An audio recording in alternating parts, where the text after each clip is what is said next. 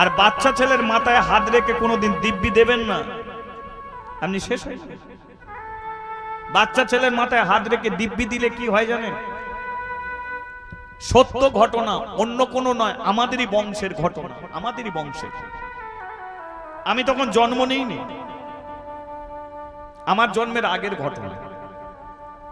আমাদের বাড়িতে একটা বাচ্চা ছেলে, রাম বলে একটা ছেলে ছিল। ওই যে পৌষ মাসে অনেকে গঙ্গায় স্নান করতে যায়, তো মকর সংক্রান্তি, তাই না, গঙ্গা সাগরে স্নান করতে। তা আমাদেরই গ্রাম থেকে মায়েরা বেরিয়েছে গঙ্গায় স্নান করতে যাবে, ওই পাড়া প্রতিবেশী দিদিরা সবাই মিলে। এখন আমার বাড়ি থেকেও একজন যাবে, কিন্তু তার কোলে 5 বছরের বাচ্চা ছেলে রাম। মা যখন গঙ্গা সাগরে স্নান করতে যাবে, ছেলেটা মায়ের আঁচল টেনে ধরেছে, মা আমিও তোর সঙ্গে যাব।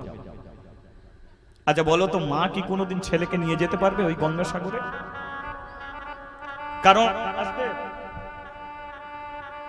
কারণ গঙ্গা সাগর এমন একটা দুর্ঘটনার পথ। গঙ্গা সাগরে যেতে গেলে এমন একটা জায়গা আছে যেটা 100টা নদীর মুখ একত্রিত হয়ে জলটা বনবন করে ভরে। কোন মুহূর্তে নৌকা যদি ওই শতমুখী চক্রে চলে যায়, তাহলে সেই নৌকায় যতজন যাত্রী থাকবে কেউ বেঁচে ফিরবে না, সবাই মরবে। এটা হচ্ছে শতমুখী চক্র। তা মা বলছে, রাম তো দাদু দিদার কাছে থাক, তোকে যেতে হবে না। কিন্তু বাচ্চা ছেলে শুনবে কেন? মা আমি যাব, মা আমি যাব, মা আমি যাব, শুনবে কেন? মা বারবার বলছে, ওরে তোকে যেতে হবে না, আমি ঠিক ফিরে আসবো, ঠিক ফিরে আসবো। কিন্তু বাচ্চা ছেলে কোনো মতেই শুনছে না, যেতে দেরি হয়ে যাচ্ছে। ছেলেটাও বড় কান্নাকাটি করছে, মা মারধর করছে। ছেলেটা মার খাচ্ছে, তবু মাকে ছাড়ছে না। এক সময় মা আর সহ্য করতে না পেরে ছেলেটার মাথায় চুলের মুঠিটাকে ধরে বলে, এত করে যেতে নিষেধ করছি, তবু তুই শুনবি না? দাদু দিদার কাছে একটু থাকতে পারছিস না? হ্যাঁ, তোকে যেতেই হবে, চ তোকে গঙ্গায় দিয়ে আসবো। কি বললো রাগের মাথায়? ছেলের মাথায় হাত দিয়ে বলে উঠলো, চ তোকে গঙ্গায় দিয়ে আসবো। ভাবুন মা, ভাবুন, ওই যে শতমুখী চক্র, নৌকা যাচ্ছে, মাঝিরা বলছে এবার আসছে শতমুখী, বাড়িতে যা যা মানত করেছো এই জায়গায় দিয়ে দাও। কারণ অনেকে মানত করে না, হেমা গঙ্গা, হেমা গঙ্গা, আমার স্বামী যদি ভালো হয়ে যায় তোমাকে একটা ফল দান করব। হেমা গঙ্গা, আমার যদি অমুক ভালো হয় তোমাকে আমি এই দান করব, ওই দান করব, সেই দান করব। মা গঙ্গার কাছে মানত করে, মা কালীর কাছে মানত করে। তেমন ওই যে মানত করে ওই শতমুখী চক্রে, ওই জায়গায় দিয়ে যেতে হয়, তবে নৌকা শতমুখীটা পার হতে পারে, নইলে পার হওয়া যায় না। এবার মাঝিরা বলল, কে কি মানত করেছে এই জায়গায় দিয়ে দাও। যে যা মানত করেছে দিয়ে দিচ্ছে, তবু নৌকা শতমুখী চক্রে চলে যাচ্ছে। মাঝিরা বারবার বলছে, দেখো আমরা কিন্তু সবাই প্রাণে মরবো, তোমরা এতজন যাত্রী আছে, এর মধ্যে এমন একজন কে আছে যে মানত করেছে, এখানে দিচ্ছে না, এখানে দিয়ে দাও, নইলে সবাই মরবো, আমরা নৌকা রাখতে পারছি না, শতমুখীতে চলে যাচ্ছে। এখন মা তো চুলের মুঠি ধরে বলেছিল গঙ্গায় দিয়ে আসবো,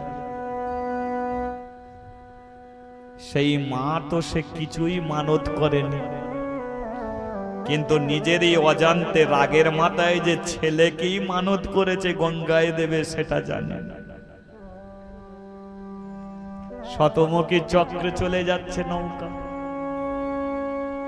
বাচ্চা ছেলে রাম নৌকায় বসে মায়ের কোলে বসে তখন চাল কড়াই ভাজা খাচ্ছে।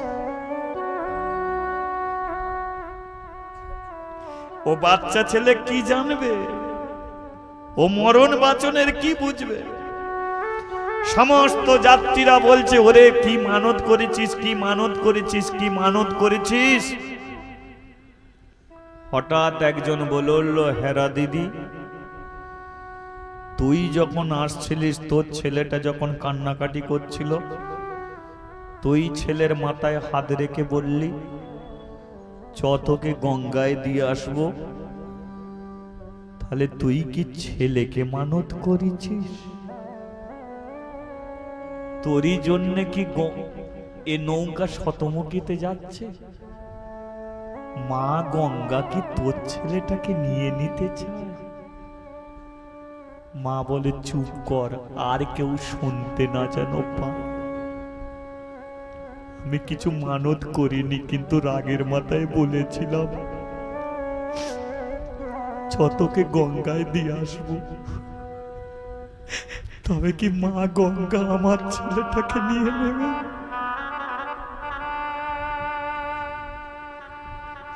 গঙ্গার জল আর মায়ের চোখে মা বারবার করে বলছে তুই তো মা, আমিও মা। রাগের মাথায় নালে বলেই আমি ফেলেছি, তা বলে তুই আমার ছেলেটাকে নিয়ে নিবি? আমার ছেলেটাকে নিস না মা, আমার ছেলেটাকে তুই নিবি না। মাঝি শুনতে পেয়ে গেছে। তুমি কি প্রতিজ্ঞা করেছো বাড়িতে?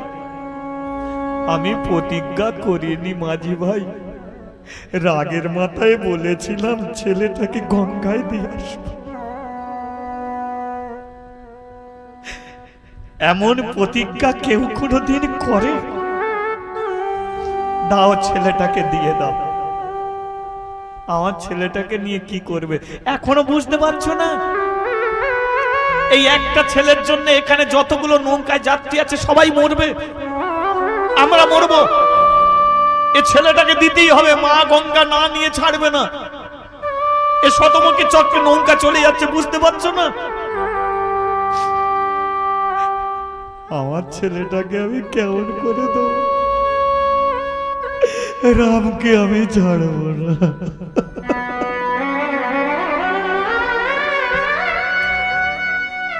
রাম বলে মা তুমি কাঁদছো কেন? কি হয়েছে তোমার, কাঁদছো কেন? মা কি করে বলবে যে তোর জন্য আমরা সবাই মরব? তোকে ফেলে দিলে আমরা সবাই বাঁচব, কিন্তু আমি মা হয়ে তোকে গঙ্গায় ভাসিয়ে দিই কি করে? হে মা গঙ্গা, আমাকে ক্ষমা করে দে মা, ক্ষমা।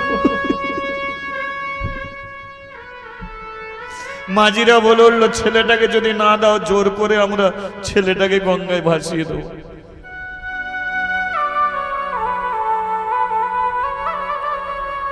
যা যা এনেছিল ছেলেটাকে একটু করে খাইয়ে দিচ্ছি। ছেলেটা তখনও জানে না যে আমাকে গঙ্গায় এরা ফেলে দেবে।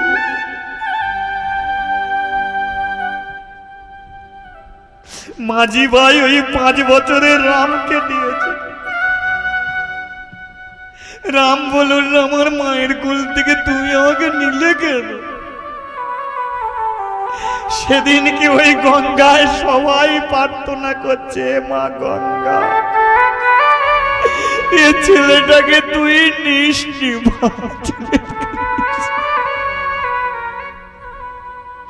মায়ের এক প্রতিজ্ঞা। মাঝিরা ছেলেটাকে গঙ্গার ওই শতমুখী চক্রে ফেলে দিল। শতমুখী চক্রে জলটা বনবন করে ঘুরছে। শুনেছিলাম মা গঙ্গা 3 বার নৌকার কাছে আবার ফিরিয়েও দিয়েছিল, কিন্তু প্রাণের ভয়ে কেউ আর তুলতেও যায়নি। এক প্রতিজ্ঞা, মা তার একমাত্র ছেলেকে হারিয়ে ফেলে। সেই জন্যে বলে মা যদি হইছ ছেলেকে মারবে, শাসন করবে, কিন্তু এমন কিছু ছেলেকে নিয়ে করো না তোমারই জন্যে তোমার ছেলেকে হারাতে না। এমন কিছু করো। আজকে অর্জুন জানে যে মেয়েদের দুর্বল বস্তু হাতের শাখা, মাথার সিঁদুর, একবার যদি আমি প্রতিজ্ঞা করাতে পারি তাহলে আমি যেটা বলবো ওকে সেটা করতেই হবে। প্রতিজ্ঞা করো সিঁদুরকে সাক্ষী রেখে। চিত্রাঙ্গদা সিঁদুরকে সাক্ষী রেখে বলে উঠল, এই রাত্রিতে তুমি যেটা বলবে আমি সেটাই করব। বলো কি বলতে চাও? অর্জুন বলে উঠল, আমি চলে যেতে চাই। চিত্রাঙ্গদা বলে উঠল, রাম 14 বছর বনবাসী হয়েছিল, সীতা সঙ্গে ছিল, তদ্রূপ তুমি যেখানেই যাবে আমি তোমার পিছু পিছু আমি যেতে চাই। না, আমি তোমাকে নিয়ে যেতে পারবো না। চিত্রাঙ্গদা, কেন নিয়ে যেতে পারবে না? তার কারণ তুমি একজন নিজ জাতির মেয়ে। এই যে হাড়ি কলসি থাকলে ঠোকাঠুকি হবে, কিন্তু জীবনে কোনোদিন জাত তুলে কথা বলো না। প্রেম করেছো যখন, তখন তুমি ভাবনি যে মেয়েটা কোন জাতি। প্রেমের সময় তুমি বিচার করনি যে মেয়েটা ব্রাহ্মণ কি চন্টাল কি মেথর কি মুচি কি দোপা। তখন তুমি বিচার করনি, তখন তোমার প্রেমের আবেগ। এবার বিয়ের পরে কোনো স্বামী যদি সেই মেয়েটাকে বলে তুই একজন নিজ জাতির মেয়ে, বারবার যদি খোঁটা দেয়, তাহলে জানবেন দুঘা মারলে তার যা না কষ্ট হয়, তাকে জাত তুলে কথা বললে তার শত কষ্ট হয়ে যায়। তাই তুমি যতই কষ্ট পাও, কেউ কারো জাত তুলে কথা বলো না। তদ্রূপ চিত্রাঙ্গদা বলে উঠল, হতে পারে আমি নিজ জাতির মেয়ে, কিন্তু মানুষ তো কোনোদিন জন্মের দোষে দোষী হয় না। মানুষ হয় তার কর্মের দোষে দোষী, তাই না?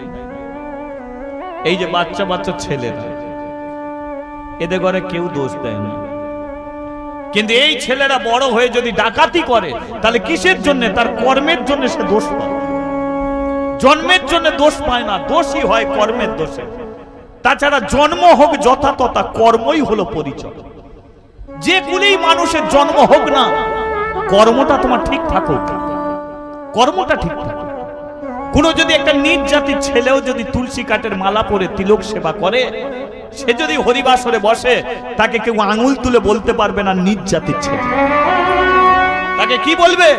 একজন পরম বৈষ্ণব বসে আছে, এ বৈষ্ণব মানুষ বসে আছে। কোনো তখন জাত হয় না, সে হয় পরম বৈষ্ণব। তদ্রূপ স্বামী, তুমি আমাকে জাতের খোঁটা দিচ্ছ, তুমি আমাকে পরিত্যাগ করে যেতে চাও। অর্জুন বলে উঠল, দাঁড়াও, তুমি সিঁদুরকে সাক্ষী রেখে প্রতিজ্ঞা করেছো। তুমি কি জানো, সিঁদুরকে সাক্ষী রেখে কেউ যদি প্রতিজ্ঞা করে আর সে প্রতিজ্ঞা যদি পালন করতে না পারে, তাহলে 3 দিনের মধ্যে সেই স্বামীর অকাল মৃত্যু হয়। এই যে অনেকে দেখেছি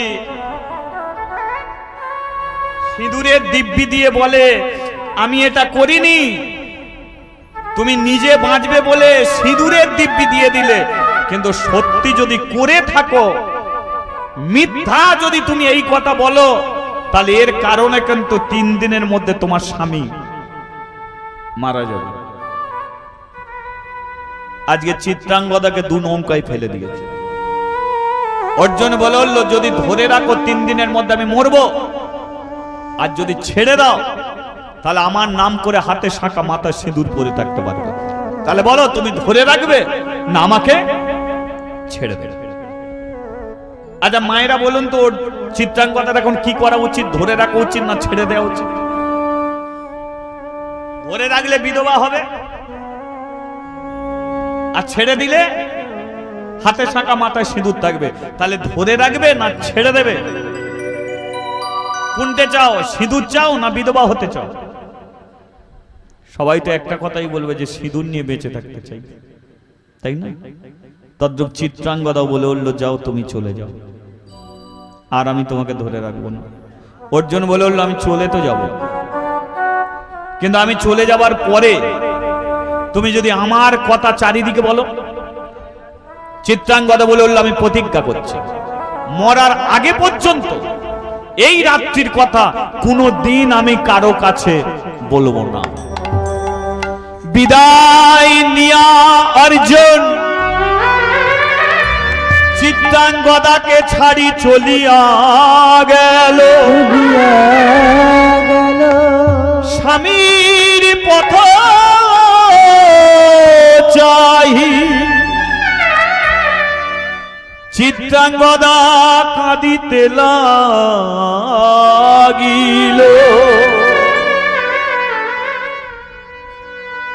আমারে প্রাণ স্বামী আজ চলে গেল, ও সজনী। প্রাণ স্বামী চলে গেল, ও সজনী। আমি ভাবিনি কোনদিন, আমি ভাবিনি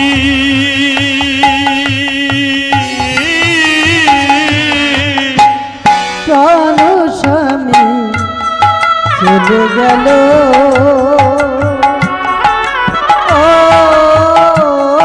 সজনী। আচ্ছা মা আসতে, অর্জুন তাহলে চলে গেল,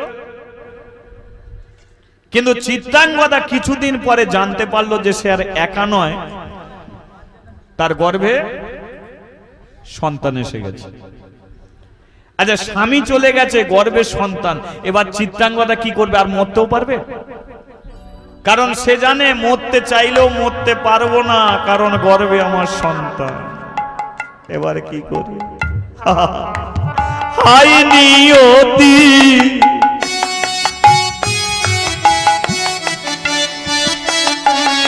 আমি তুমি চলে গেলে কিন্তু একটা জিনিস দিয়ে গেলে, তোরে কি বিচার বিচার, তোরে কি বিচার রে বিধি রে,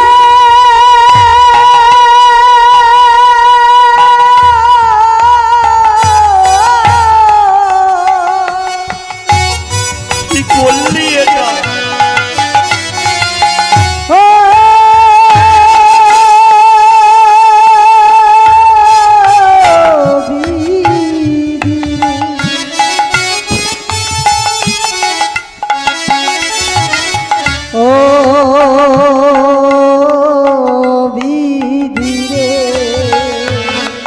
বলে হয় নিয়তি,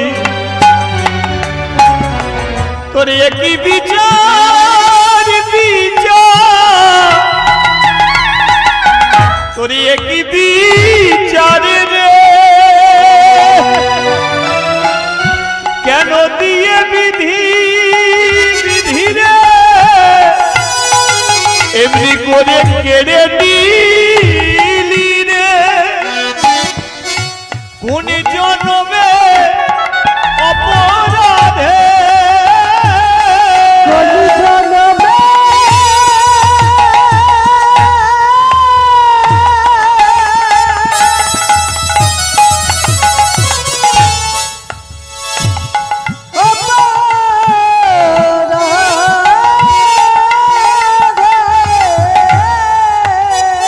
আমায় সাজিয়ে দিলি জনম দুঃখী রে, প্রাণ স্বামী চলে গেল কোনে অজানার দেশে। আমার প্রাণ স্বামী চলে গেল আজ অন্য জানার দেশে। স্বামী গো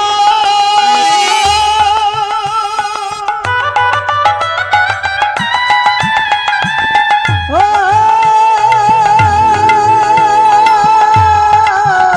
স্বামী গো,